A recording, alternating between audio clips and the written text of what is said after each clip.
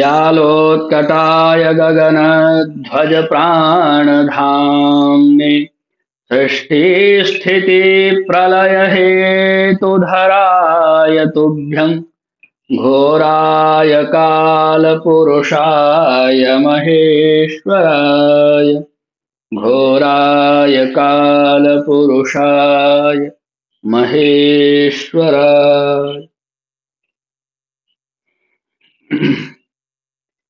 तो हम लोग चलते हैं और 61 श्लोक तक पढ़ चुके हैं। 62वें श्लोक से हम लोगों को पढ़ना है। अभी हम लोग स्थित प्रज्ञ के बारे में समझ रहे हैं।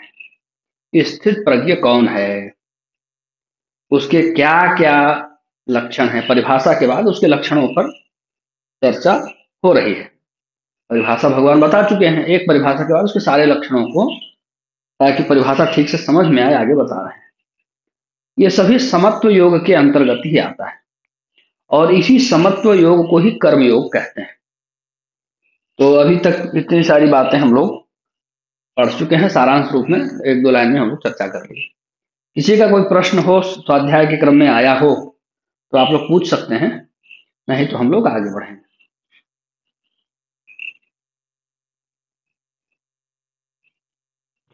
किसी का कोई प्रश्न है कि आगे बढ़ना है?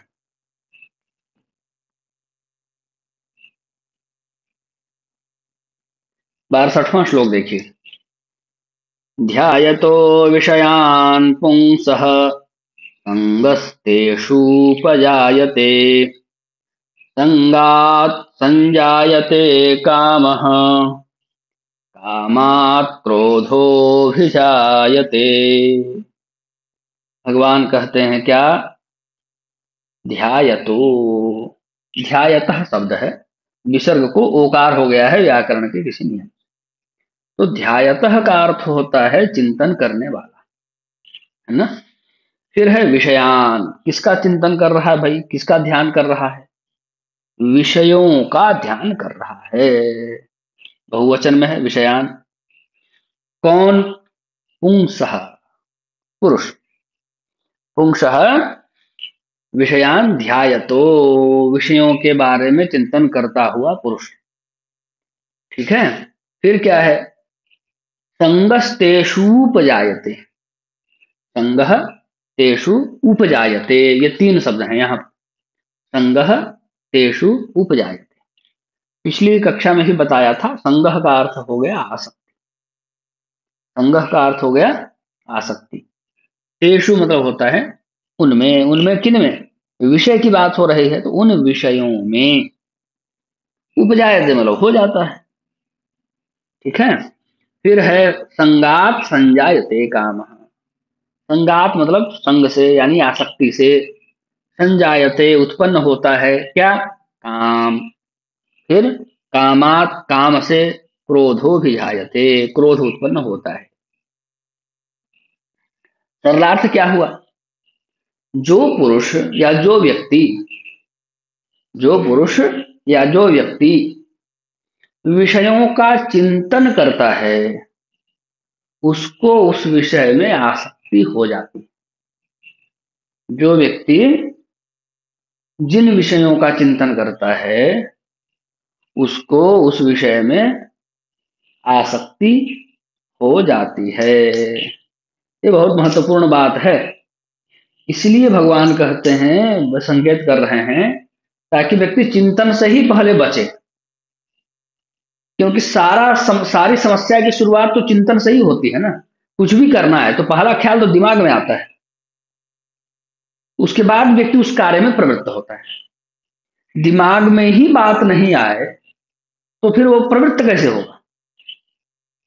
सबसे पहले दिमाग में बात आती है।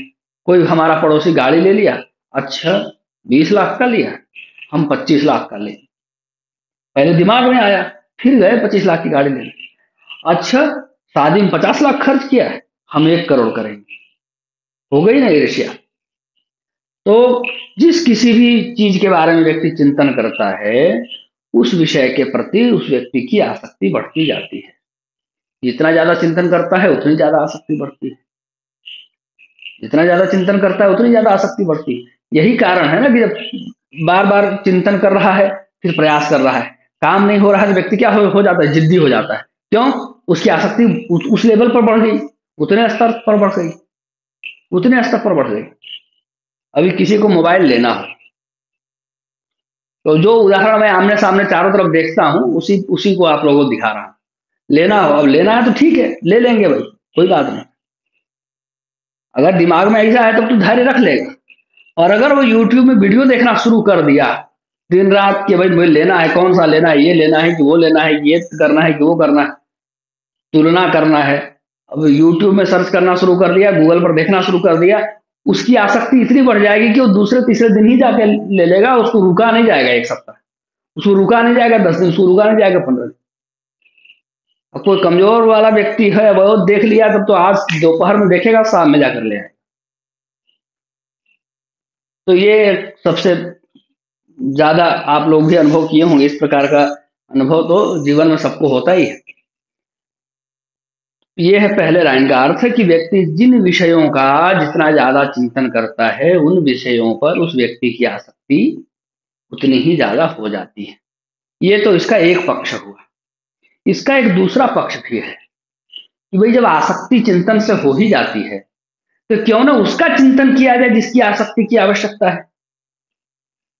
इसका मतलब यह भी हुआ ना कि यदि हम आत्म तत्व का चिंतन करेंगे, करते रहेंगे, तो आत्म तत्व के प्रति भी हमारी आसक्ति हो सकती है, हमारी रुचि हो सकती है, और हम मोक्षगामी हो सकते हैं। जब मोक्ष ही प्राप्त हो गया, जब यह आत्मा परमात्मा में विलीन ही हो गई, तब आगे कुछ इच्छा बचेगी ही नहीं।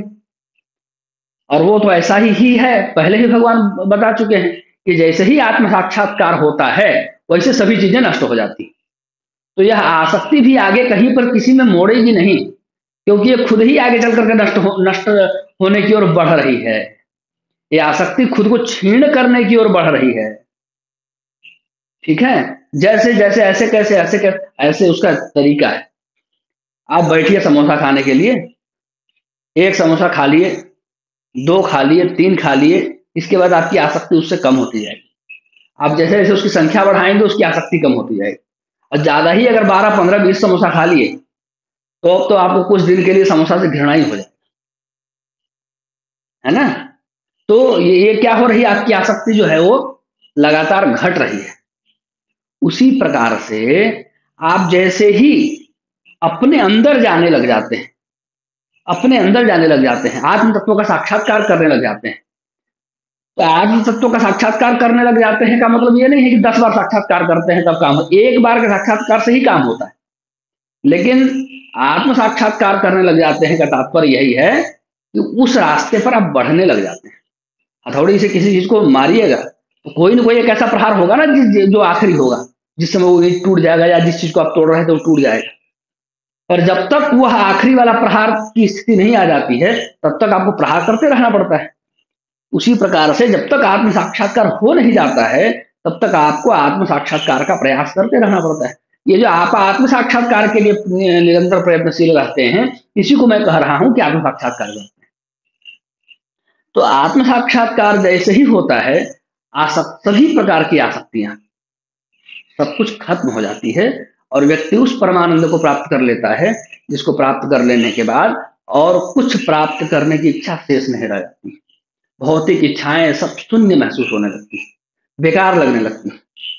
एक बहुत योग्य तपस्वी ब्राह्मण थे, तो गायत्री मंत्र की दीक्षा उनको मिली, बहुत परेशान थे, बहुत परिवार में, सगे संबंधियों में, इष्ट मित्रों में उन्होंने बहुत कुछ देखा था। तो उनको जब पता चला कि गायत्री मंत्र में अथाह शक्ति है, तो कहे कि अब मैं गायत्री माता की साधना करूंगा। और उनको प्रसन्न करके जो मेरी समस्याएं हैं, मेरे परिवार की समस्याएं हैं, हमारे माता पिता भाई बहन इतना दुख झेले, कष्ट झेले, कई लोग हमारे सामने बहुत दर्दनाक स्थिति में गए, तो मैं ये सारा वैभव प्राप्त करके सबका जो है कष्ट दूर करूंगा। ये सोच करके वो गायत्री भगवती की साधना में लग गए। तपस्वी थे, ऊपर से ब्राह्मण थे, ऊपर से तपस्वी थे, तो कुछ पुण्य पूर्व जन्म का रहा होगा तो ब्राह्मण परिवार में उसको जन्म मिला। उसमें भी कुछ पुण्य रहा होगा तब उनकी अच्छी प्रवृत्ति हुई। उसमें भी कुछ अधिक पुण्य रहा होगा तो गायत्री मंत्र की दीक्षा मिली। उसमें भी कुछ अधिक पुण्य रहा होगा कि प्रेरणा मिली कि चलो करते हैं। नहीं तो हर जगह बैरिकेटर लगा हुआ है बड़ा बड़ा, एक एक बैरिकेड नहीं तोड़ सकते आप। तो उन सबको लांग करके पहुंचे, साधना करते करते कई पुरस्चरण किए, पर भगवती का दर्शन नहीं हुआ। त्रस्त हो गए, सोचे कुछ नहीं हो रहा है, सब बेकार है, दिन दुनिया सब मंत्र मंत्र सब बेकार है, कुछ नहीं करना है, चलो चलते हैं। जाने लगे। फिर सोचने में उनको आया कि भाई मैं तो अपने जीवन का बहुत 15-20 वर्ष बिता चुके होंगे संभवतः, इतना लंबा समय साधना में बिता दिया।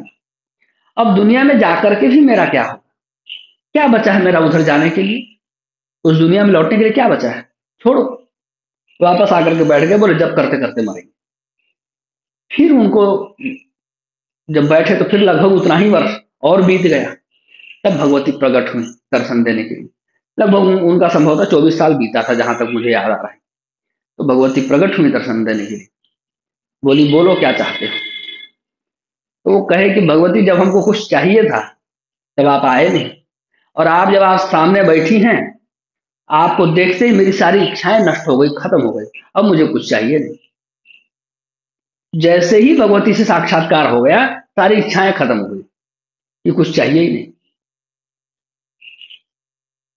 तो भगवती ने कहा कि पीछे देखो। तो पीछे 24 बड़े बड़े पर्वत जल रहे थे। भगवती ने कहा कि ये जो तुम्हारे कलुष हैं, ये जब तक नष्ट नहीं हो जाते हैं तब तक मैं मेरा साक्षात्कार तुमको कैसे होगा। हम तो अभी थोड़ी प्रकट हुए हैं तुम्हारे पास, हम यहीं पर हैं, तुम अभी देख पा रहे हो, क्योंकि तुम्हारे सामने से वो पर्दे, वो लेयर, वो सारे सब हट गए हैं, तो तुम अभी मुझे देख पा रहे हो। मैं तो हमेशा से यहीं पर हूं। तुम नहीं देख पा रहे, तुम्हारी गलती है ना। तब उनको हुआ कि अच्छा, ये माजरा है। गलती कमजोरी अपने आप में ही होती है, लेकिन देखिए कितना बड़ा आत्मज्ञान उनके माध्यम से संसार को प्राप्त हुआ। कितना बड़ा आत्मज्ञान सर्वत्र इस घटना से लोगों ने प्राप्त किया। भगवती का दर्शन होते ही वो जीवन मुक्त हो गए, उनके सब पाप नष्ट हो गए थे। और जीवन मुक्त व्यक्ति जो होता है, उसके संबंध में वेदांत सार में बड़ी अच्छी परिभाषाएं, उसका जीवन इत्यादि सब बताया हुआ है। जो जानना पढ़ना चाहेंगे वहां से पढ़ सकते हैं। तो कहने का तात्पर्य यह है कि आप जिस किसी का चिंतन, जिस किसी विषय का, विषय मतलब केमिस्ट्री और फिजिक्स और मैथमेटिक्स और हिंदी ये सब नहीं, विषय का मतलब है इंद्रियां, जो जो इंद्रियां जिन जिन चीजों में प्रवृत्त होती हैं, उन उन चीजों को उन उन इंद्रियों का विषय कहते हैं।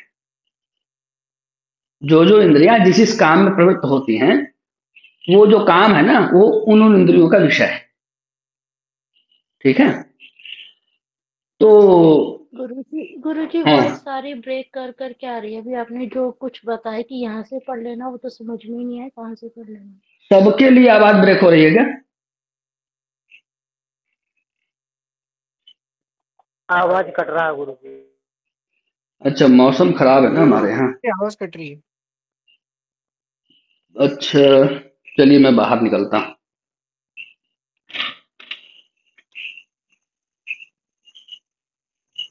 छाता रख लेता हूँ, बारिश इधर हो रही है।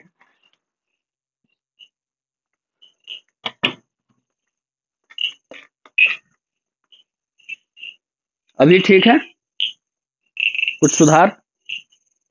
जी जी, बेटर है, बेटर। ठीक है, ठीक है। तो वेदांत सार में पढ़ लेना तो मैं बोल रहा हूँ, पर पढ़ ही लेंगे, इतना आसान नहीं है। पर ठीक है, मेरा काम है बोलना, तो बोलना तो कम से कम चाहिए, कम से कम नाम तो जाए कान में। वेदांत सार नाम का ग्रंथ है।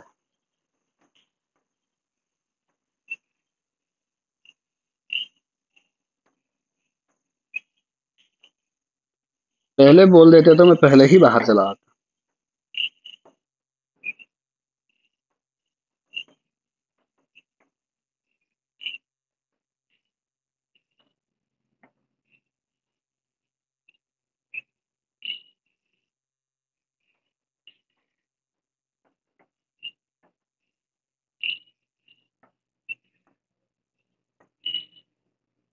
कहाँ चल रहे थे हम लोग? श्लोक संख्या 62 में चल रहे थे।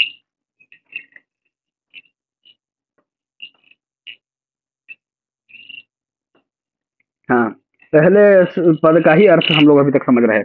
ध्यायतो विषयान पुंसः संगस्तेषुपजायते, इसी को समझ रहे हैं। इसके लिए ही मैं इतनी बड़ी कथा आप लोगों को सुना दिया। तो कहने का तात्पर्य यह है, सारांश यह है कि जिस किसी विषय का हम लोग चिंतन करते हैं उन विषयों में हमारी आसक्ति बढ़ती जाती है।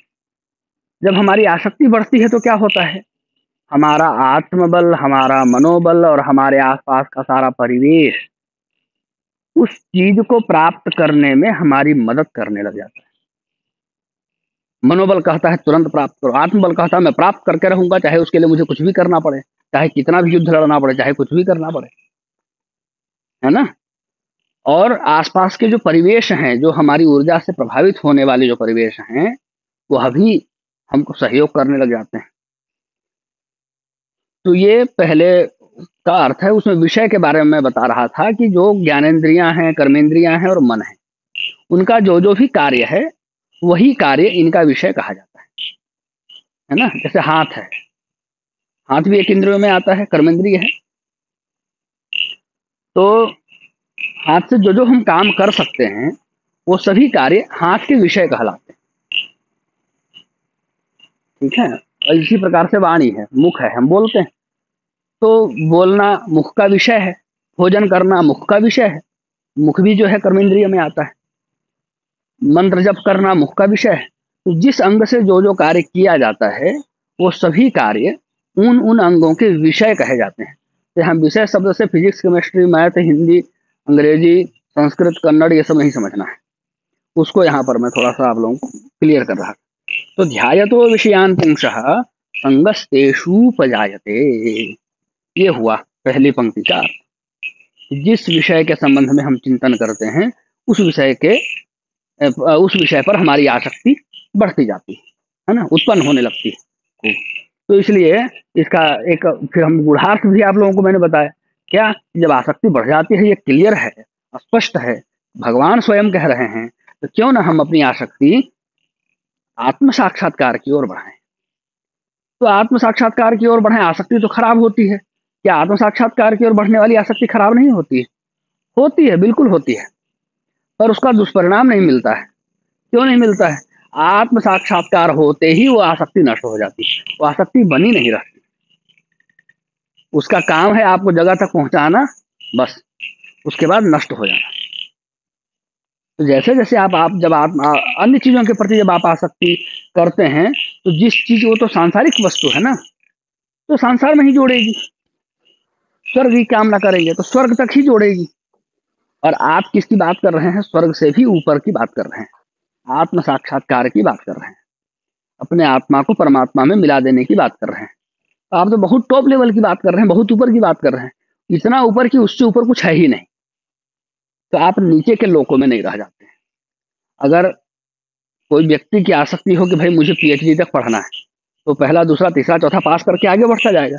5 ही क्लास में किसी को आसक्ति रह जाए तो 5 ही क्लास में फेल होता रहेगा, तो हो गई उसकी पढ़ाई, बन गया विद्वान, हो गई डिग्री, सब हो गया। तो कहने का तात्पर्य है कि भाई आसक्ति भी रखना है तो उस टॉप लेवल की चीज में रखिए जिससे ऊपर कुछ है ही नहीं। पहुंचना है तो सीधे टॉप में पहुंचा जाए, क्योंकि आप जिस लेवल पर आसक्ति रहेंगे वहीं फंसे रह जाएंगे, वहीं अटके रह जाएंगे। तो यह इसका गूढ़ार्थ हुआ कि जब आसक्ति ही करनी है तो क्यों ना आत्म साक्षात्कार की ओर आसक्ति की जाए।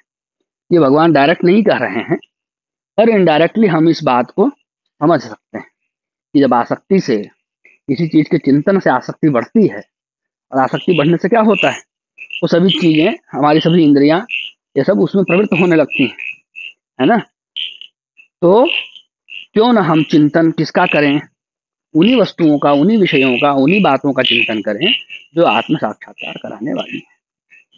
पहली बात। आगे देखिए, संगात संजायते कामः। अब ये सब जो चीजें हैं ये सांसारिक वस्तुओं के लिए स्पष्ट हो रही। संगात संजायते कामः, आसक्ति हो जाएगी तो क्या हो जाएगा? कोई ये भी पूछ सकता है। हाँ, मान लीजिए आसक्ति हो जाएगी किसी वस्तु को प्राप्त करने के प्रति, तो क्या हो जाएगा? किसी वस्तु के प्रति आसक्ति हो जाएगी तो काम उत्पन्न होगा। काम किसको कहते हैं? भोगने की इच्छा को काम कहते हैं।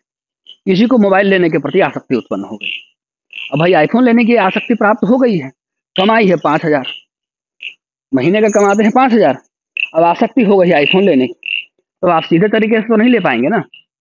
अब आसक्ति हो गई है तो काम उत्पन्न होगा। अब वह काम आपको क्या कराएगा?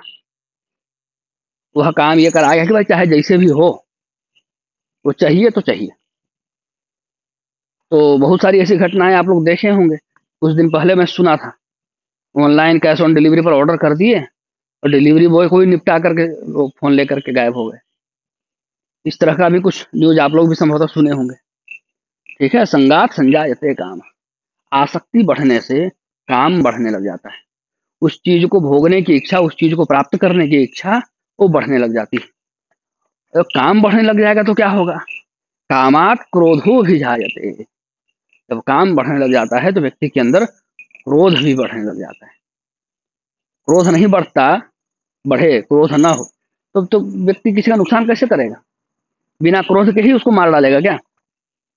वो कैश ऑन डिलीवरी में मोबाइल बुक किए, डिलीवरी बॉय को निपटा दिए, उसकी हत्या कर दिए, उसको मार दिए बिना क्रोध के। क्रोध नहीं करेंगे तो बल निकलेगा कैसे? तो कामात क्रोधो भी जायते, और क्रोध में तो बुद्धि नष्ट हो जाती है, विवेक मर जाता है। तो क्रोध से क्या क्या होता है वो भी भगवान आगे बता रहे हैं। उसमें भी अपना ज्यादा दिमाग लगाने की आवश्यकता नहीं है।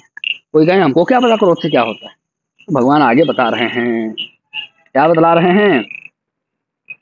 आवाज ठीक आ रही है कि नहीं?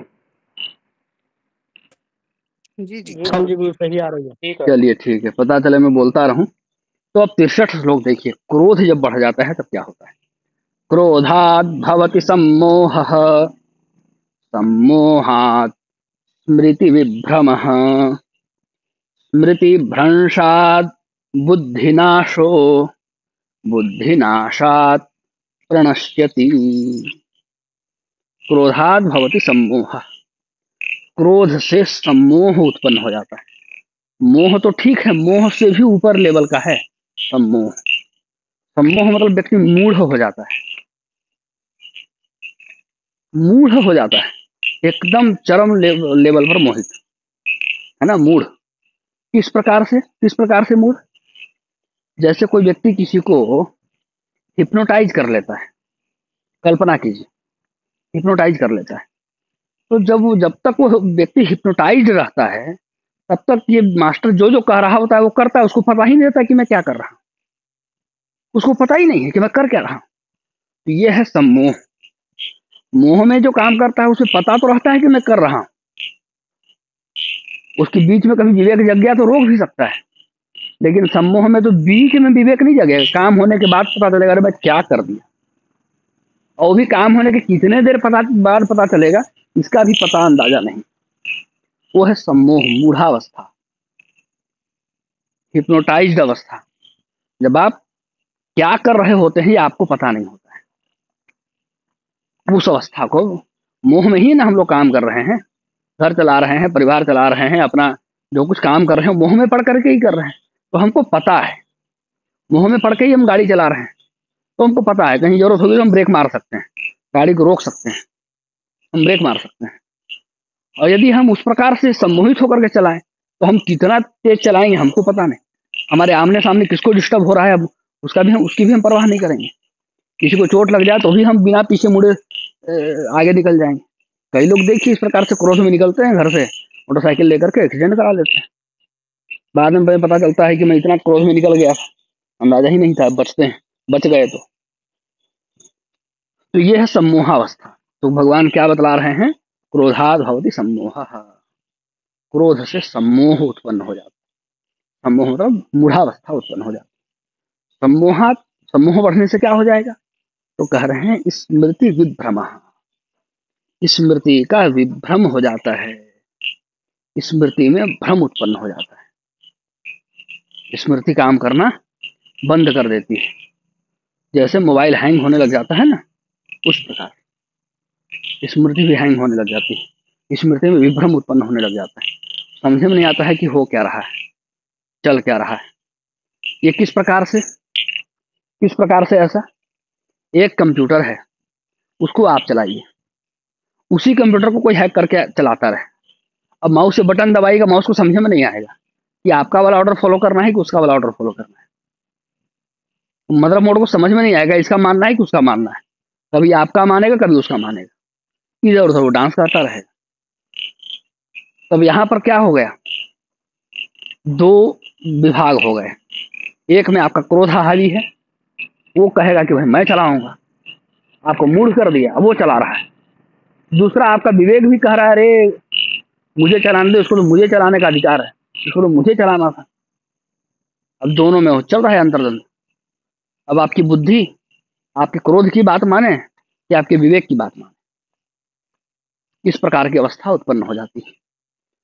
तो ये हो गया क्या, यहाँ पर स्मृति विभ्रम उत्पन्न होने लग जाता है, वो कंफ्यूज होने लग जाती है।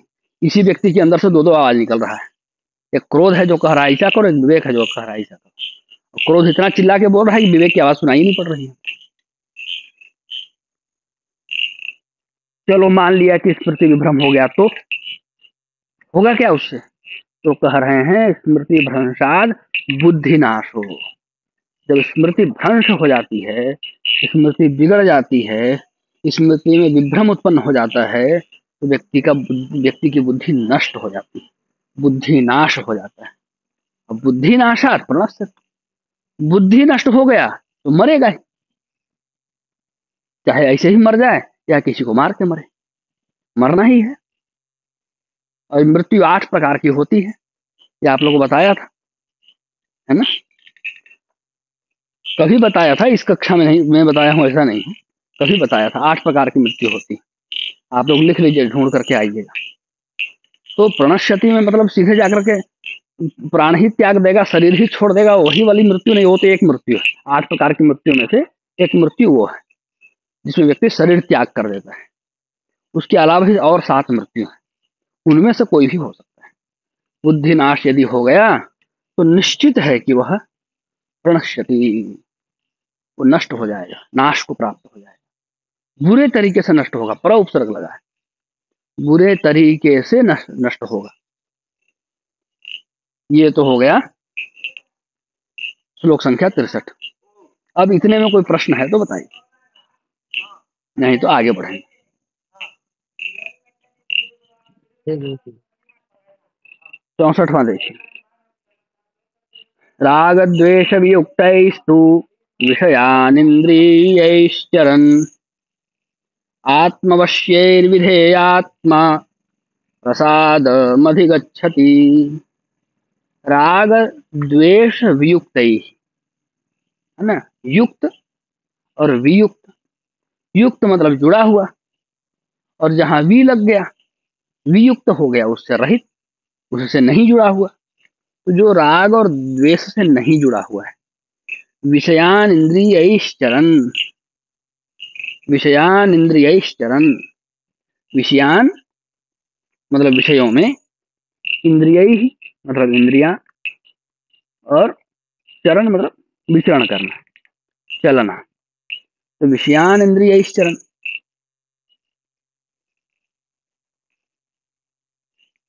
क्या होगा उससे, आत्मवश्यैर विधेयात्मा।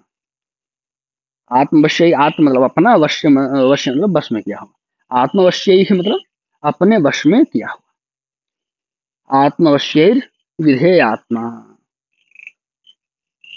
विधेयात्मा का अर्थ होता है ऐसा व्यक्ति जिसने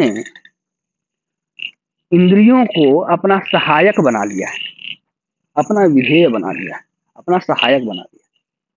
मतलब स्वयं इंद्रियां जो जो कह रही सो नहीं कर रहा है, बल्कि उस अवस्था को प्राप्त कर गया है जहां इंद्रियां वही कर रही हैं जो यह कह रहा है। और जब तक ये कुछ नहीं कह रहा है तो इंद्रियां कुछ नहीं कर रही। उस अवस्था को जब प्राप्त कर लेता है जो साधक, उस साधक को कहते हैं विधेय आत्मा। तो किधर चला गया है भाई? हाँ, विधेय आत्मा प्रसादम अधिगच्छति। प्रसाद को, प्रसाद का अर्थ होता है प्रसन्नता। भगवान का प्रसाद जैसे ही मिलता है प्रसन्न हो जाते हैं, खुश हो जाते हैं। प्रसाद का अर्थ होता है प्रसन्नता। अधिगच्छति मने प्राप्त होता है। ठीक है, तो क्या बात हुई, ये तो बात हो गई यहाँ तक। कोई ये पूछ सकता है ना भाई कि क्या जो व्यक्ति मोह में नहीं पड़ा है, क्या जो व्यक्ति काम में नहीं पड़ा है, उसको क्रोध उत्पन्न नहीं होता है? इसका मतलब यही है कि जो साधक है उसको क्रोध आता ही नहीं होगा, क्रोध से दूर हो जाता होगा। ऐसा होता है क्या? उसी का उत्तर भगवान दे रहे हैं कि जो राग द्वेष से रहित है, जो विधेय आत्मा बन चुका है, जो अपने वश में इंद्रियों को रख करके चलता है, इंद्रियों को, उनके विषयों को जो अपने वश में रख करके चलता है, वही व्यक्ति प्रसन्नता को प्राप्त करता है। क्रोध तो करता है वो, पर क्रोध में स्वयं बह नहीं जाता है। वो जानता है कितना करना है, उतना ही करता है बस। जैसे सिलेंडर में गैस भर लिए, पता है कि भाई इतनी लौ मुझे जलानी है, तो उतने लौ को जला करके प्रसन्नता पूर्वक भोजन बना के पा रहता है। अब जिसको नहीं जलाना आएगा, तो कितनी संसार में घटनाएं घटी हैं, सिलेंडर ही लोग ब्लास्ट करवा दिए, कितनी घटनाएं घटी। तो जो इंद्रियों को अपने वश में कर लिया है, उसका काम हो, चाहे उसका क्रोध हो, चाहे उसके राग द्वेष हो, सब चूंकि नियंत्रित होते हैं, तो नियंत्रित होने के कारण विनाशक अवस्था को नहीं प्राप्त कर पाते। इसको कैसे समझा जाए? इसको समझने के लिए तो बहुत उदाहरण है, उदाहरणों की कमी नहीं, पर आप सब लोग पढ़े लिखे लोग हैं, आपको मैं उसी लेवल से समझाऊंगा। संसार में ऐसा कोई विषय नहीं है, कोई ऐसा नियम नहीं है जिसमें कोई बुराई ना हो। जैसे संसार में कोई बोल सकता है इस बात को क्या? संसार में इस बात को कोई बोल सकता है कि स्त्रियों को सम्मान मिलना चाहिए, उनको आजादी मिलनी चाहिए, उनको अधिकार मिलना चाहिए? इस बात से संसार में किसी को भी कोई आपत्ति हो सकती है क्या? कोई आपत्ति नहीं हो सकती। ये तो बहुत अच्छी बात है। मनुस्मृति भी यही कहता है। मनुस्मृति तो केवल सम्मान की बात नहीं, मनुस्मृति तो कहता है यत्र नार्यस्तु पूज्यन्ते रमन्ते तत्र देवता। जहाँ स्त्री का सम्मान है, देवता वहां विचरण करते हैं। यहाँ ये इतनी बड़ी बात मनुस्मृति कहता है, तो संसार में तो इस बात से किसी को कोई आपत्ति नहीं हो सकती। कितनी अच्छी बात है। अब देखिए, इस बात को आप नियंत्रण में मत रखिए, इस बात को कर दीजिए आप अनियंत्रित। कर दिए, अब समाज में इस महिलाओं की स्थिति देखिए, जिनको ममता की मूर्त कहा जाता था, अपने ही बच्चों को मार करके और उसके साथ भाग गई, उसके साथ भाग गई, ऐसा हो गया वैसा हो गया। कितने सारे केस पे पड़े हुए हैं, कितने लोग आत्महत्या कर रहे हैं, कितनी नग्नता फैल गई है, कितना प्रपंच फैल गया है। क्यों? वो स्वतंत्रता तब स्वच्छंदता बन गई, समाज को उसका पता नहीं चला। तो कोई भी बात है, बात तो बहुत अच्छी है कि उनको अधिकार मिलना चाहिए, उनको सम्मान मिलना चाहिए, तो बहुत अच्छी बात है। लेकिन इसी बात को जब अनियंत्रित कर दिया गया और ये नियंत्रण से बाहर हो गई यही स्थिति, देखिए किस प्रकार की चीजें समाज में हो रही है, किस किस प्रकार की खबरें आ रही हैं, क्या क्या सुनने को मिलता है। तो इसी प्रकार से राग द्वेष और क्रोध के बारे में भी जानिए। जो व्यक्ति इनको नियंत्रित कर लेता है, तो जो दिख रही है चीजें, उससे भी अपना हित साध लेता है, क्योंकि नियंत्रित है। और यदि अनियंत्रित कर दिया जाए तो अच्छी बात भी जो है बुरी बन जाएगी पूर्ण रूप से। अभी रूस में क्या हुआ? औद्योगिक क्रांति हुई। क्यों हुई? कर्मचारियों को उनका अधिकार मिलना चाहिए, ये तो अच्छी बात है, इसमें तो कोई बुराई नहीं हो सकती है। भाई मजदूर को मेहनताना तो मिलना ही चाहिए, इस बात को कोई नकार थोड़ी सकता है। अब इसको अनियंत्रित कर दीजिए तो क्या हो गया? भाई मजदूरों को मेहनताना मिलना चाहिए, नहीं मिल रहा है। क्यों? क्योंकि ये सारे उद्योगपति जो हैं वो फ्रॉड हैं, बेकार हैं, शोषण करते हैं, शोषक हैं, सारा उद्योग बंद हो गया। अब मजदूर हमेशा के लिए बेरोजगार हो गए। अब वेतन रोजगार में रहेंगे तब ना वेतन की बात आएगी। रोजगार ही खत्म हो गया, हो गई क्रांति, हो गया विकास। तो संसार में ऐसी कोई बात नहीं है, अच्छी बात को ही आप लेकर के चलेंगे तो कोई कोई ऐसी बात नहीं है जिसमें कोई बुराई ना हो। बुराई करना है, कोई भी अच्छी बात पकड़ लीजिए, उसको अनियंत्रित कर दीजिए। आप लोग एक्सपेरिमेंट कर लीजिए, सोच लीजिए कि मुझे आज सच ही बोलना है, एक दिन केवल, बस देखिए कितने कितनों से आपका पंगा होता है। अब अनियंत्रित हो गए ना, जहाँ नहीं अब सच बोलना है, चुप नहीं रहना है, बोल के ही रहना है। बस निकलिए, जहाँ जो मिले बस सच ही बोलिए, देखिए कितने लोग आपके दुश्मन बन जाएंगे। क्या क्या हुआ वहां? बस नियंत्रण की कमी। सच बोलना कोई बुरी बात तो है नहीं, पर उसको अनियंत्रित कर दीजिए, एक दिन में आपको खुद समझ में आ जाए। तो कोई भी चीज हो नियंत्रण में ही अच्छी लगती है, कोई भी चीज। और यदि नियंत्रण नहीं है तो अच्छी से अच्छी बात भी, अच्छी से अच्छी चीज भी बेकार हो जाती है। वो घातक हो जाती है, केवल बेकार नहीं, घातक हो जाती है। ये कहने का तात्पर्य है। देखिए गीता जी में कितने रहस्य छुपे हुए हैं। चिंतन की बात है, व्यक्ति उस स्तर का चिंतन करे तब की बात है। तो यहाँ पर भगवान प्रसाद की बात कर रहे हैं। क्या है कि राग और द्वेष से व्यक्ति दूर रहे, और जितने भी इंद्रियों के विषय हैं, राग द्वेष से हट करके इंद्रियों के विषयों में चलता रहे। जो जो जिस जिस इंद्रिय का कार्य है वो अपना करता रहे, और अपने सब कुछ नियंत्रण में रख करके कार्य करता रहे। तब जाकर के वो प्रसन्नता को प्राप्त होता है। और यदि नियंत्रण में नहीं रखेगा तब तो भैया ये तो राग द्वेष और क्रोध ही है, ये तो नेगेटिव चीजें हैं, है ना, ये तो नुकसान पहुंचाएंगे ही पहुंचाएंगे। उदाहरण तो मैंने आपको दिया है कि सकारात्मक चीजें जिसके बारे में कोई कह नहीं सकता कि भाई इसमें भी कोई बुराई होगी, वो चीजें भी अनियंत्रित होकर के समाज को आज बहुत बड़े स्तर पर नुकसान पहुंचा रही। तब तो जो पहले से बुरी है, काम है, क्रोध है, लोभ है, मोह है, मद है, मात्सर्य है, पहले से इनको शत्रु के रूप में हम लोग पढ़ते हैं, वो अनियंत्रित हो जाए तो कितना नुकसान पहुंचा सकते हैं। इस बात को समझाने के लिए मैंने आपको इसका ही उदाहरण नहीं दिया, थोड़े दूसरे तरीके से कान पकड़ाया, क्योंकि आप लोग बुद्धिमान लोग हैं। तो अब चलते हैं हम लोग कहाँ, 65वें श्लोक में, है ना, प्रसन्नता प्राप्त हो जाएगी, प्रसादम अधिगच्छति। प्रसन्न होकर क्या होगा भाई, ये भी तो समस्या है। तब भगवान कह रहे हैं क्या, प्रसादे सर्व दुखानाम हानिरस्योपजायते, प्रसन्न चेतसो ह्याशु बुद्धि पर्यवतिष्ठते, प्रसादे सर्व दुखानाम हानि ही अस्य उपजायते। प्रसन्नता जब हो जाती है ना, तो इन सभी प्रकार के दुखों की हानि होने लग जाती है ना। इन सभी प्रकार के दुखों की हानि हो जाती है तब जब प्रसन्नता हो जाती है। प्रसादे मतलब प्रसन्नता में, सर्व दुखा नाम सभी प्रकार के दुखों की हानि ही अस्य उपजायते। अस्य जो है इसके लिए ही है, सर्व दुखा नाम के लिए ही है, ठीक है। उपजायते मतलब हो जाता है।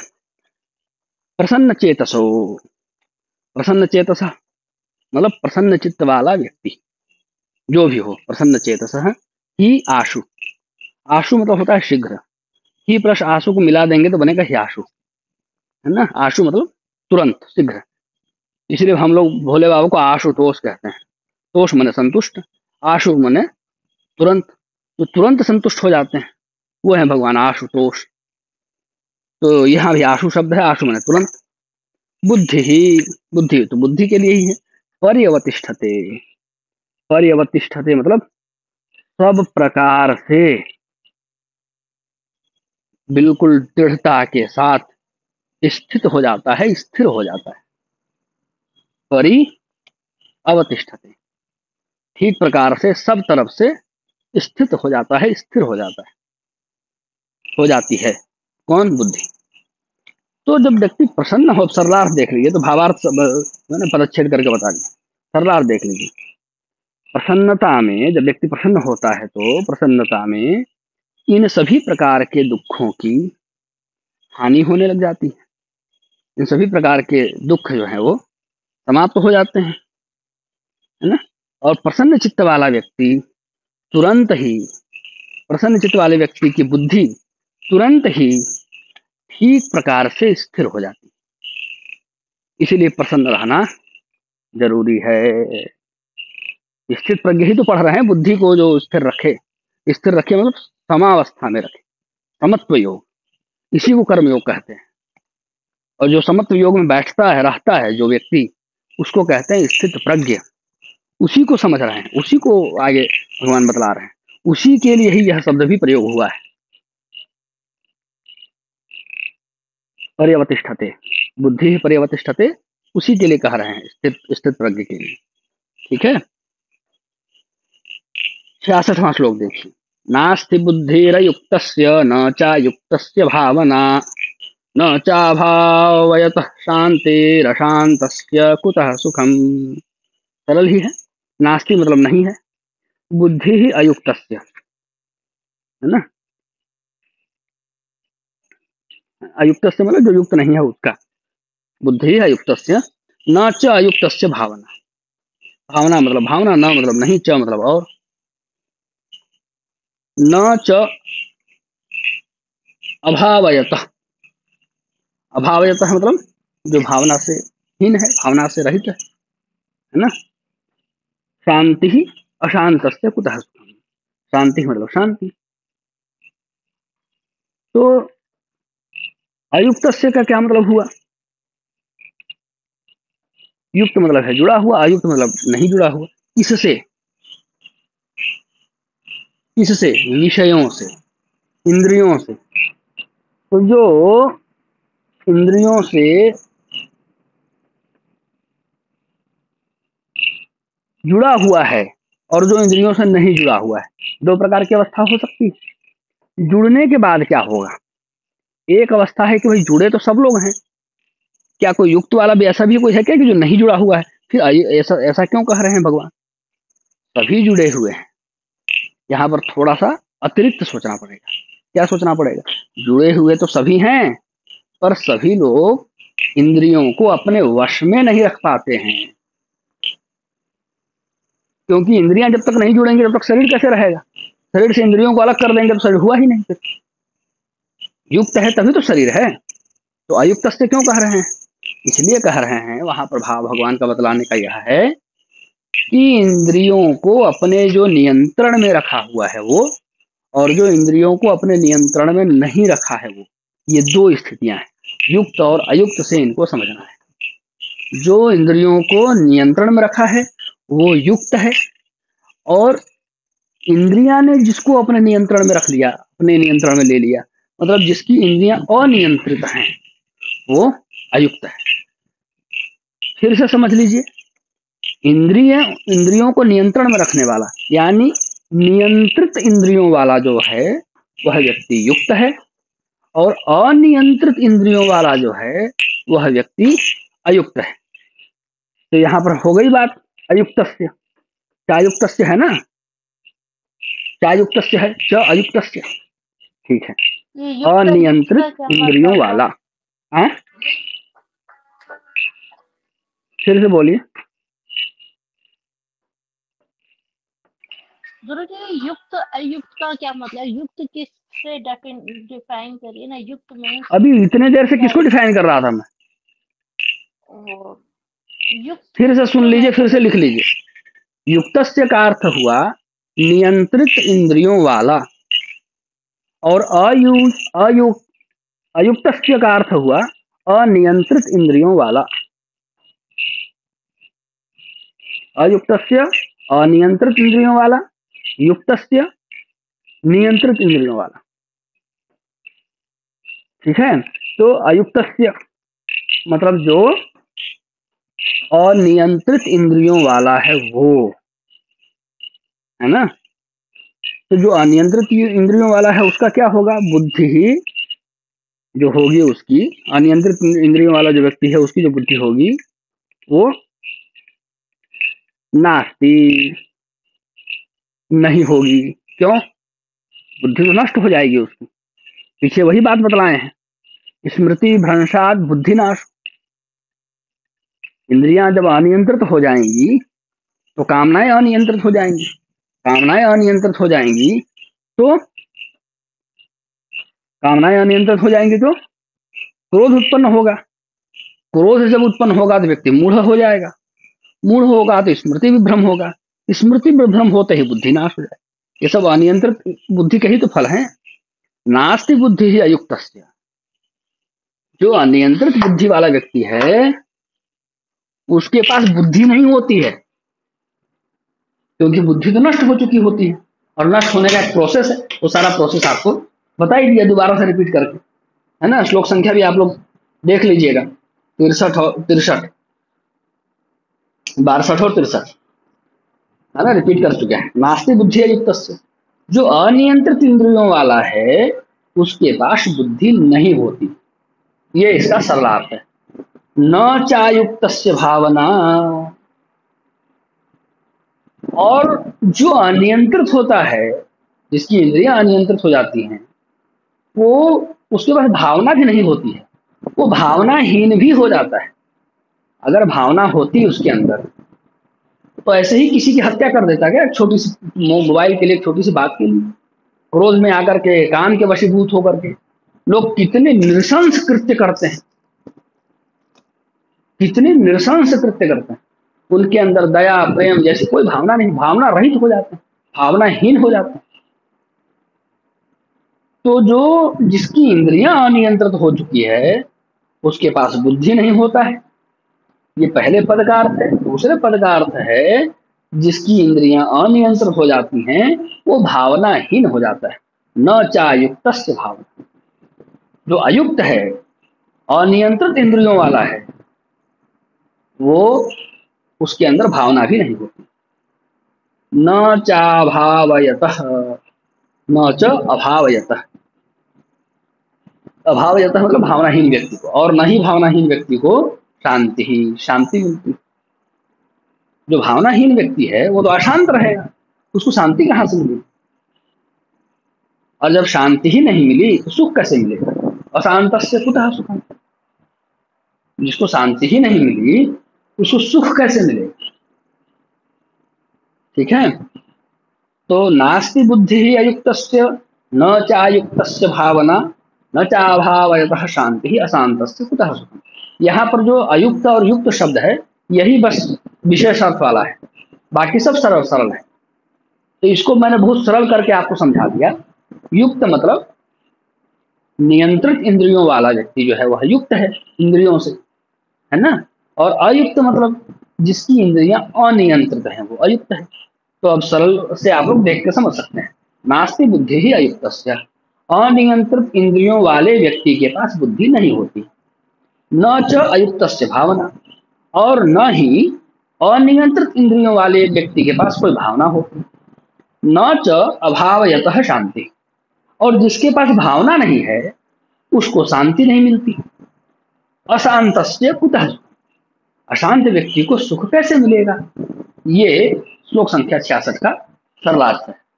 कुछ पूछना है अभी तक में या इस श्लोक में कहीं तो पूछ सकते हैं।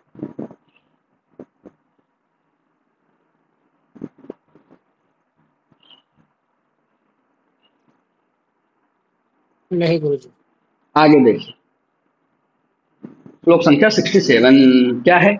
इंद्रियाणां हि चरतां यन्मनोनुविधीयते तदस्य हरति प्रज्ञां वायुर्नावमिवाम्भसि। इंद्रियाणां हि चरतां, इंद्रियाणां मतलब इंद्रियों में, चरता मतलब चलता हुआ, यन मनो यह जो मन है, यह तो मन है जो, मनो मतलब मन, यह जो मन है वो विधीयते का मतलब होता है रहता है, अनु मतलब होता है साथ, अनुविधीयते मतलब होता है साथ में रहता है। तदस्य तद मतलब वह, अस्य मतलब इसका, हरती हर लेती है, क्या, प्रज्ञाम, प्रज्ञा को हर लेती है। वायुर्नावम इव अंभसी, जैसे जल में, है ना,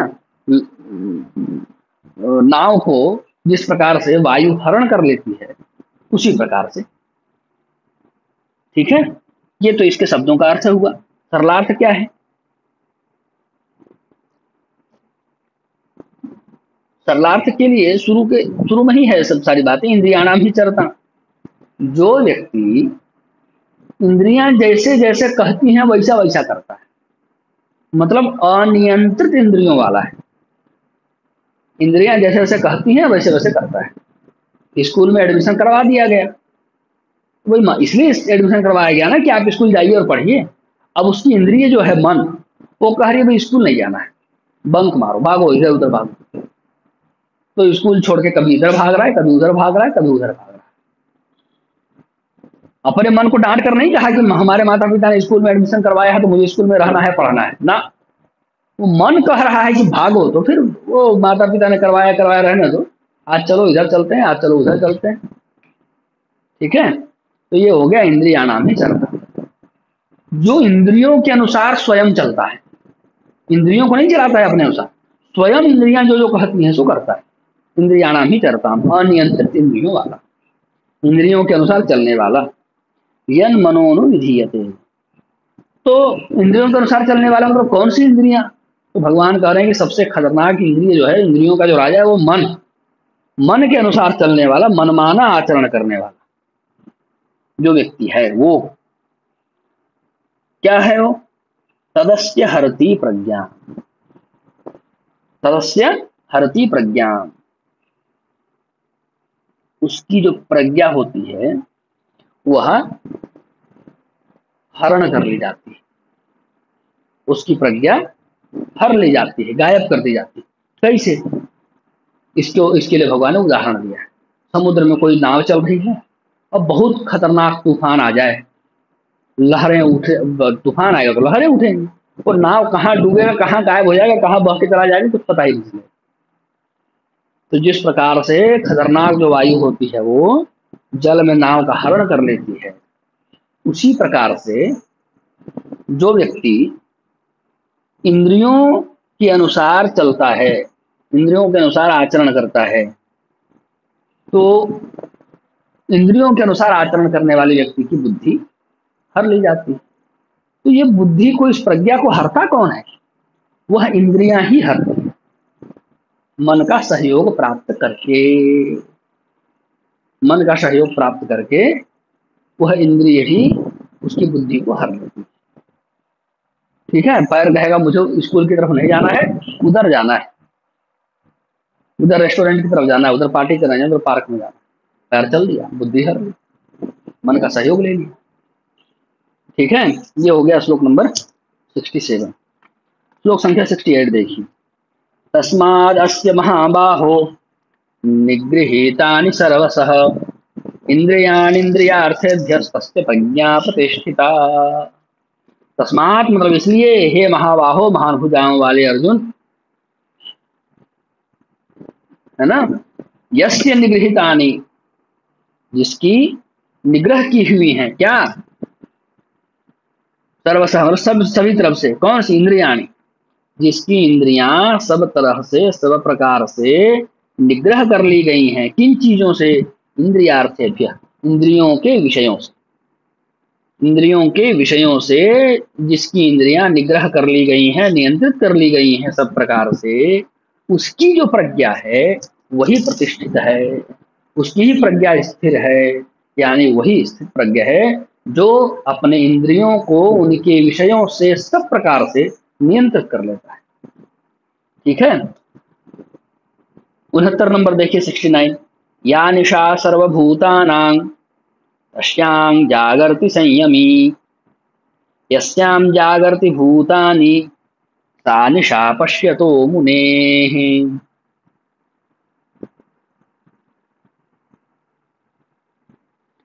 देखिए कितना बढ़िया उदाहरण भगवान दे रहे हैं। या निशा सर्वभूतानां, भूत का अर्थ होता है जीव, भौतिक जो भी है वो सब भूत है ना। सर्वभूताना, सभी भूतों में, सभी जीवों में। या निशा, जो रात्रि सभी जीवों में। तस्याम जागृत संयम, है ना, जो संयमी होता है वो उसमें जगता है। जो सभी भूतों के लिए रात्रि है, कौन? आत्म साक्षात्कार कराने वाली विद्या, आत्म साक्षात्कार रूपी जो ज्ञान है वो सबके लिए रात्रि है। उधर जाते सबको नींद आने लगती है, सब सो जाते, उधर कोई जाना नहीं चाहता, कोई रुचि नहीं दिखाता, है ना। जो संयमी व्यक्ति होता है वो उसमें जग रहा होता है। जो आत्मज्ञान लोगों के लिए रात्रि के समान है, जिस आत्मज्ञान की ओर कोई बढ़ना नहीं चाहता, बल्कि आत्मज्ञान की कोई बात तक करने लगे तो जम्हाई लेने लग जाते, लोग सोने लग जाते। तो जो आत्मज्ञान लोगों के लिए रात्रि के समान है, संयमी व्यक्ति उसमें जगता है। इसका मतलब आत्मज्ञान प्राप्त कर रहा होता है। और यस्याम जागृति भूतानि, जिस लौकिक ज्ञान के लिए, जिन लौकिक वस्तुओं के लिए जो भूतानी है, जो जीव हैं, वो जगते हैं, जग रहे होते हैं, मतलब भौतिक वस्तुओं को प्राप्त करने के लिए प्रयत्नशील रहते हैं। सा निशा पश्यतो मुने, वो उस स्थित प्रज्ञ के लिए रात्रि के समान है, यानी उन चीजों को प्राप्त करने के लिए वह प्रयत्नशील नहीं रहता है। ठीक है, ये तो इसके सभी शब्दों का अर्थ है। बहुत अच्छे। सरलार्थ क्या है? जो आत्मज्ञान लोगों के लिए रात्रि के समान है। रात्रि में हम क्या करते हैं? सभी इंद्रियां, किसी इंद्रियों का प्रयोग नहीं करते, इंद्रियां शिथिल है। तो जो आत्मज्ञान लोगों के लिए रात्रि के समान है, मतलब जिस आत्मज्ञान को प्राप्त करने के लिए व्यक्ति अपने किसी इंद्रियों का प्रयोग नहीं करता है, अपने इंद्रियों को नहीं चलाता है ना। सारी इंद्रियां जिस ज्ञान के प्राप्ति के लिए शिथिल हो जाती है, रात्रि के समान हो जाती है। जैसे रात्रि में हम सोए पड़े रहते हैं, कोई भी हाथ पैर नहीं चलाते, कोई प्रयत्न नहीं करते, कुछ नहीं करते, रात में सो गया, फिर कौन जा रहा है कार खरीदने और पढ़ने और कलेक्टर बनने और कुछ करने? सो गया। तो या निशा सर्वभूता नाम, जो आत्मज्ञान लोगों के लिए निशा के समान है, लोग जिस आत्मज्ञान को प्राप्त करने के लिए कोई प्रयत्न नहीं करते हैं, उस समय जो संयमी व्यक्ति होता है वो जग रहा होता है और आत्मज्ञान को प्राप्त कर रहा होता है। और जिन भौतिक चीजों के लिए लोग जग रहे होते हैं, यानी प्रयत्नशील होते हैं, काम कर रहे होते हैं, मेहनत कर रहे होते हैं, उसको भौतिक वस्तुओं को प्राप्त करने के लिए प्रपंच कर रहे होते हैं, उन भौतिक वस्तुओं के प्रति जो स्थित प्रज्ञ होता है वो शिथिल अंगों वाला हो जाता है, कोई प्रयास नहीं करता, कुछ नहीं करता, उनकी ओर देखता भी नहीं है। ये बहुत बड़ी बात, जबरदस्त वाला हथौड़ा, 100 सुनार की एक लोहार की वाला हथौड़ा भगवान ने चला दिया। किसके लिए? स्थित प्रज्ञ को समझने के लिए। 70वां श्लोक देखिए। समय है कि समाप्त हो गया? चलिए चलते ही हैं, रुकेंगे नहीं। आपूर्यमाणम अचल प्रतिष्ठं समुद्रमापः प्रविशन्ति यद्वत् तद्वत् कामायं प्रविशन्ति सर्वे स शान्तिमाप्नोति न कामकामी।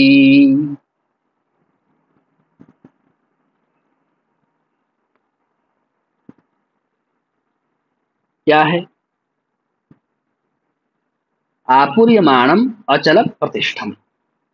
आपूर्यमाण का मतलब होता है, एक गिलास लीजिए, उसमें पानी भरते जाइए, भरते जाइए, भरते जाइए, एक लेवल ऐसा आएगा कि अब उसमें एक बूंद भी पानी पड़ा तो वो गिर ही जाएगा, एक बूंद भी अगर पड़ा तो गिर ही जाएगा। मतलब इतना ज्यादा भर देना, भरने की लिमिट को एकदम क्रॉस कर देना, जब एक बूंद भी पड़ा तो गिरेगा। तो उस गिलास को कहेंगे आपूर्यमाण। आपूर्यमाणम अचलम अचल प्रतिष्ठम। अचल प्रतिष्ठा मतलब अचल प्रतिष्ठा वाला। समुद्रम आप, आप मतलब होता है जल, समुद्रम मतलब समुद्र, प्रविशंति मतलब प्रवेश करते हैं, यदवत मतलब जिस प्रकार से, तद्वत, तद्वत मतलब उस प्रकार, उसी प्रकार से, कामाह, ये भी विसर्ग वाला कामाह है, बहुवचन है, पर संधि के नियम से विसर्ग का लोप हो गया। कामाह, कामाह मतलब भोग, कामनाएं, यम मतलब जिसको, प्रविशंति प्रवेश करते हैं, सर्वे मतलब सभी, स, स या सह शब्द है, विसर्ग का लोप हो गया है, स मतलब वह, शांतिम शांति को, आपनोति, आपनोति मतलब होता है प्राप्त करता है, न मतलब नहीं, काम कामी, काम कामी का मतलब होता है कामनाओं को भोगने वाला, कामनाओं को चाहने वाला, कामनाओं की इच्छा रखने वाला, कामनाओं की कामना रखने वाला, ये ज्यादा सही है। ठीक है, तो आपूर्यमाणम अचल प्रतिष्ठा, जो सब तरफ से भरा हुआ है जल से, कौन, समुद्र, तो यदवत मतलब जिस प्रकार से, प्रविशंति, अब समुद्र में कौन प्रवेश करता है, नदियां प्रवेश करती हैं। जो समुद्र पहले से जल से भरा हुआ है, कोई कमी नहीं जल की उसमें, पहले से जल से भरा हुआ, पर्याप्त मात्रा में भरा हुआ है। ऐसा नहीं है कि आप वहां से आप दो चार लोटा क्या, दो 100-200 तालाब भी जल निकाल लीजिएगा तो भी कोई फर्क नहीं पड़ने वाला है समुद्र, इतना जल भरा हुआ है, और उसमें भी सारी नदियां जो है समाहित हो रही होती, हो रही ना सारी नदियां समाहित, फिर भी वो सबको समाहित कर रहा है। क्या उससे हो रहा है, समुद्र में नदी का जल मिल जाने से समुद्र का जल बढ़ जा रहा है, बढ़ जा रहा है क्या, घट जा रहा है, कोई अंतर पड़ रहा है उसको, कोई अंतर नहीं पड़ रहा है। समुद्र में पहले से पर्याप्त मात्रा में जल है, खूब जल है, कोई कमी नहीं है, इतना जल है कि वहां से कुछ निकाल लिया जाए तो कोई फर्क नहीं पड़ेगा, इस प्रकार से है।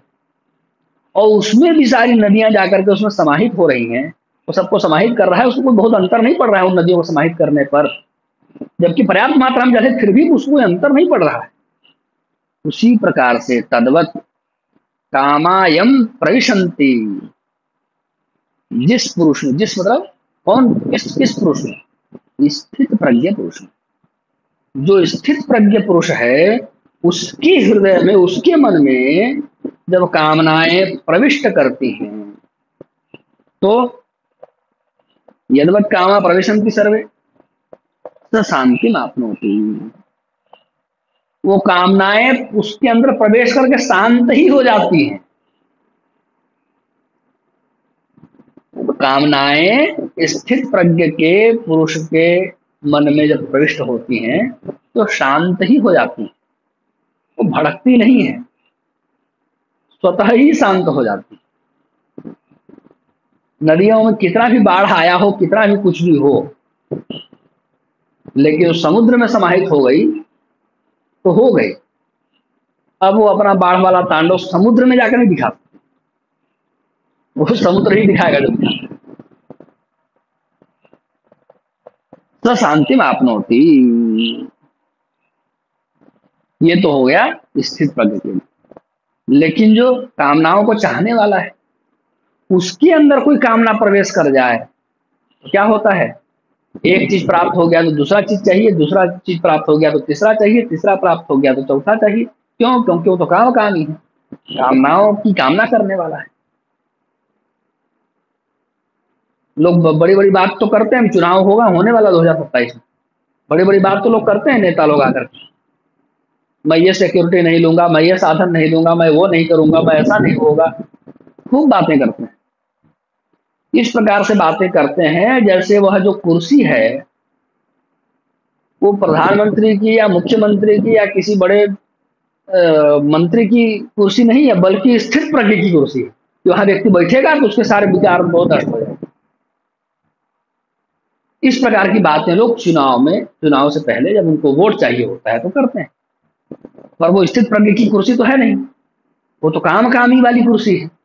जैसे ही उसमें बैठते हैं फिर तो ये भी चाहिए, वो भी चाहिए, वो भी चाहिए, वो भी चाहिए। अभी बांग्लादेश में क्या हो रहा है, वो कहा ना कि चुनाव कराऊंगा, अब इस तिगड़म में लगा है कि यह जैसे ईरान में डिक्टेटरशिप है, जैसे ईरान में सुप्रीम लीडर है, वैसे वो भी लगा है अपने फिराक में, वही सुप्रीम लीडर बन जाऊंगा, इधर चुनाव फुनाव की जरूरत ही नहीं पड़े।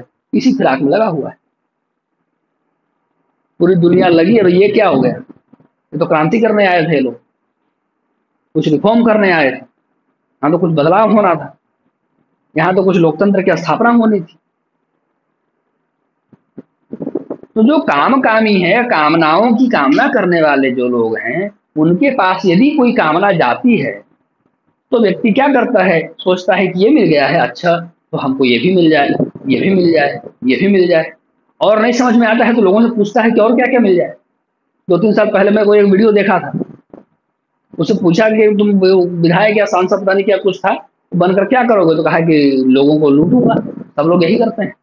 वो नहीं था जो पद में आने के बाद नहीं लूटता हो, नहीं करता। तो वो पत्रकार पूछा कि कैसे लूटोगे, तो बोला ये हमको नहीं पता है, लेकिन मैं जब पद में पहुंच जाऊंगा तो लोग मेरे को खुद आके बताएंगे कैसे कैसे लूटना है। वो ऐसी कुछ वीडियो में आया था, आप लोग भी देखे होंगे। तो समझ रहा है कि मैं तो काम ही हूँ, लोग खुद ही बताएं, जैसे पहुंच जाऊंगा वैसे ही वो पूछना शुरू कर देगा, और बताओ कैसे कैसे लूटना हो, यहाँ यहाँ आने बताओ क्या क्या मिलता है। कोई व्यक्ति होगा सदाचारी, कोई जिम्मेवारी उसको मिल गई तो जाकर पूछेगा यहाँ पर मेरा कर्तव्य क्या है, मुझे क्या क्या करना है। कोई कामना वाला व्यक्ति होगा तो पूछेगा यहाँ मेरा अधिकार क्या क्या है, क्या क्या मुझे हड़पना है, क्या क्या कब्जा करना है, क्या क्या लूटना है। दोनों के चिंतन में फर्क है। दोनों दोनों को कुछ न कुछ जिम्मेवारी ही दी गई थी। और एक व्यक्ति जो है वो कुछ दूसरे प्रकार का व्यक्ति है, स्थित प्रज्ञ व्यक्ति है, तो पूछेगा मेरा कर्तव्य क्या है, मुझे क्या करना है। और दूसरा वो काम कामी है, वो पूछेगा कि मुझे क्या क्या हड़पना है, इस पद में आ गया मुझे क्या क्या मिलेगा वो बताओ। ये अंतर है स्थित प्रज्ञ में और काम कामी में। इसको भगवान स्पष्ट कर रहे हैं श्लोक संख्या 70 में। 71 देखिए, इसमें 72 ही श्लोक है ना, पूरा ही कर देते हैं, कोई दिक्कत तो नहीं है। 15 मिनट और कक्षा चलाने में कोई आपत्ति तो नहीं है आप लोगों को। नहीं गुरु जी। हाँ तो कल छूट भी गया था, इसको पूरा कर देते हैं। विहाय कामान विहाय कामान यह सर्वान् पुमांश्चरत निःस्पृहः निर्ममो निरहंकारः स शान्तिमधिगच्छति। यह सर्वान कामान विहाय, विहाय का मतलब होता है त्याग करके, छोड़ करके। यह मतलब जो, सर्वान मतलब सभी, कामान मतलब कामनाओं को, ये सभी बहुवचन में है, सर्वान कामान बहुवचन में दोनों। पुमान मतलब होता है पुरुष, चरति मतलब चलता है, निःस्पृह स्पृहा से रहित होकर के, निर्ममो ममता से रहित होकर के, निरहंकार अहंकार से रहित होकर के, स शांति अधिगच्छति वह शांति को प्राप्त। सरल ही है। जो पुरुष, पुरुष मतलब व्यक्ति, पुरुष पुरुष क्यों कह रहे हैं, आत्मा को संबोधित कर रहे हैं। शरीर जो है होता है ना, वह होता है स्त्री या पुरुष। जो आत्मा है वह स्त्री या पुरुष नहीं है, वह नित्य ही पुरुष है। वह पुल्लिंग और स्त्रीलिंग वाला नहीं है, वह नित्य पुल्लिंग ही है, वो नित्य पुरुष ही है। पुल्लिंग कहना भी ठीक नहीं, क्योंकि लिंग निर्धारण तो उसका होगा ना जिसकी कुछ अतिरिक्त पहचान होगी, उसको कैसे पहचानेंगे, तो निराकार अवस्था है। इसीलिए उसको पुरुष के नाम से ही शास्त्रों में बताया गया है, वही पुरुष यहाँ पर भगवान कह रहे हैं। विहाय पुमान सर्वान कामान विहाय निःस्पृह निर्ममो निरहंकार स शांति गच्छति। जो पुरुष सभी कामनाओं को का त्याग करके, स्पृहा से रहित होकर के, ममता से रहित होकर के, अहंकार से रहित होकर के, सब प्रकार की कामनाओं को जो त्याग देता है वही शांति को प्राप्त करता है। ठीक है, चरती छूट रहा था, इन सबको त्याग करके जो चलता है, है ना। फिर से बता देता हूं, जो पुरुष सभी प्रकार की कामनाओं को त्याग करके, स्पृहा से रहित होकर के, ममता से रहित होकर के, अहंकार से रहित होकर के होकर के चलता है, वही शांति को प्राप्त करता है। ठीक है। इसी बात को भागवत जी में भी कहा गया है, आशा ही परमम दुखम नैराश्यम परम सुखम। आशा ही परम दुख का कारण है और निराशा परम सुख का कारण है। निराशा मतलब आशा से रहित हो जाना। आशा कौन उत्पन्न करता है? यही मोह आशा उत्पन्न करेगा, ममता आशा उत्पन्न करेगी, अहंकार आशा उत्पन्न करेगा। इन सब से रहित होकर के जब हम काम करते हैं तो वह शांति अधिगच्छति, वह शांति को दिलाने वाला होता है। आप किसी भी अनजान व्यक्ति के यहाँ कुछ दे करके चले आई, गुप्त दान करके, गुप्त दान कर दिया, आपको पता नहीं वो व्यक्ति कहाँ गया, क्या हुआ, जो भी है ठीक। अब आप किसी अपने मित्र के यहाँ जाइए, उस शादी में बुलाया, 50,000 का जोड़ गहना जेवर लेकर के जाइए, तो जब आपके यहाँ शादी होगी ना तो आपको होगा, हम तो उसके यहाँ 50,000 का लेकर गए थे, अभी देखते हैं कितने का लेकर आता है। हो गई ना शांति भंग। इसीलिए गुप्त दान को श्रेष्ठ बताया है, क्योंकि उसमें शांति भंग नहीं होती। वहां पर अहंकार नहीं है, वहां पर स्पृहा नहीं है, वहां पर ममता नहीं है, कुछ नहीं, कुछ नहीं।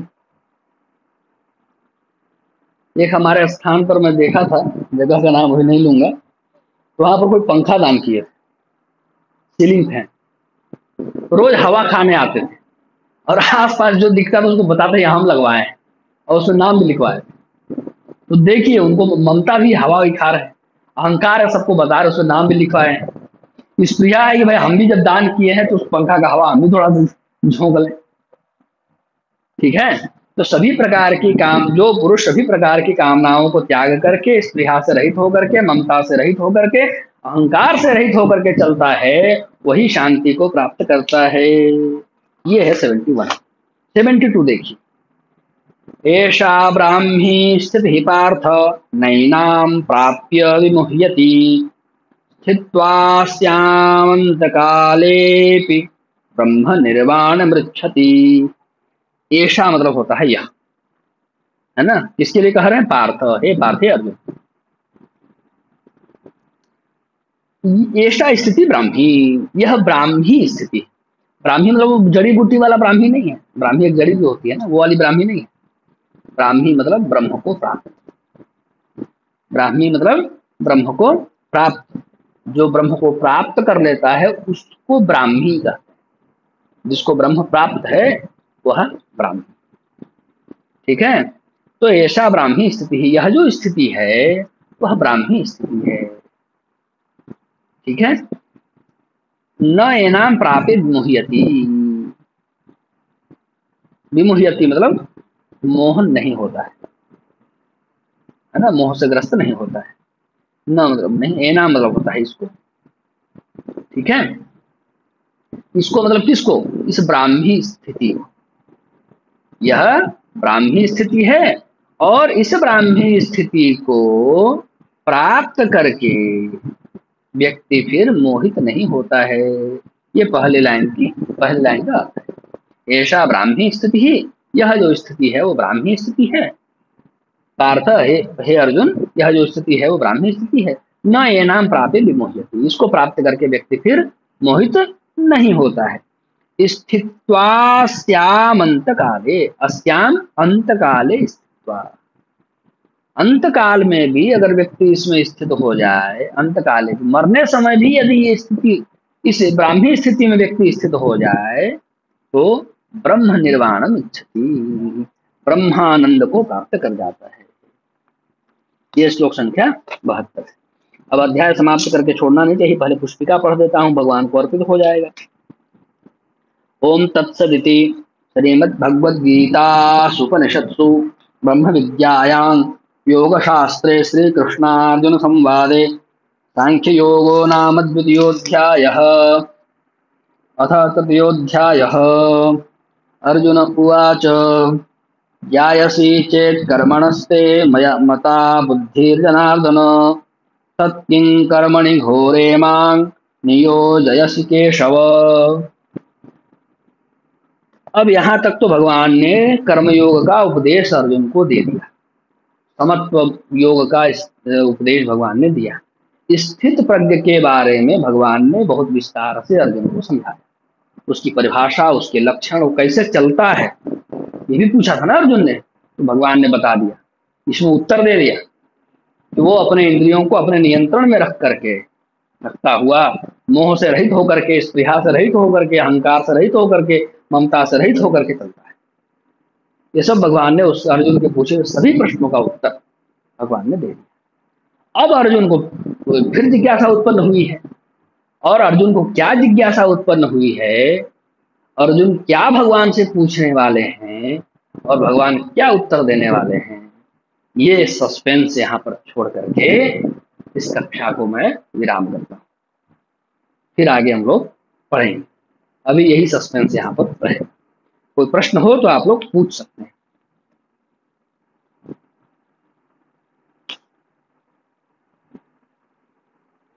कोई प्रश्न नहीं है ना, विराम करें। हाँ जी गुरु। सर्वे भवन्तु सुखिनः, सर्वे सन्तु निरामयाः, सर्वे भद्राणि पश्यन्तु, मा कश्चित् दुःखभाग् भवेत्। ओम शांति शांति शांति।